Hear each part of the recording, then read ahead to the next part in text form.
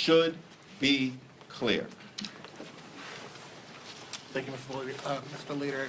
I'm sure you're aware of the brush fires in Brooklyn.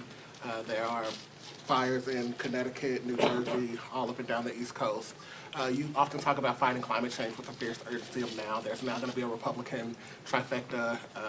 Donald Trump has nominated Lee Zeldin, who I'm sure you're familiar with, to lead the EPA. Can you just talk about what the climate movement, what climate policy is going to look like this next Congress as it continues to be an issue that's top of mind along with the economy for a lot of Americans across the country?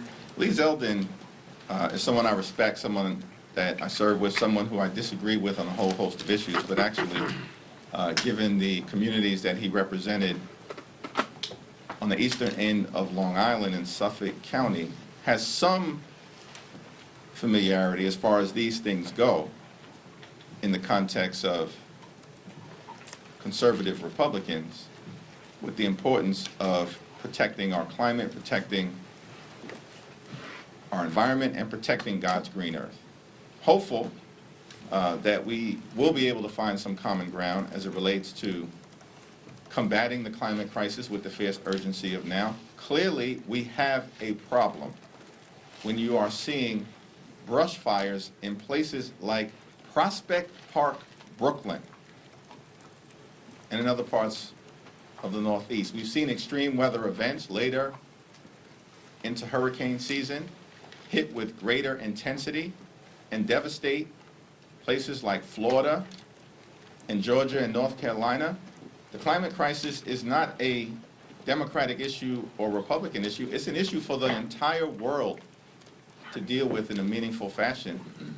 And I'm hopeful that we will be able to do so and find the necessary common ground. As a result of the Inflation Reduction Act, which is one of the signature accomplishments of President Joe Biden, Vice President Harris, and Democrats in the Congress, who enacted the largest investment in combating the climate crisis in the history of the world,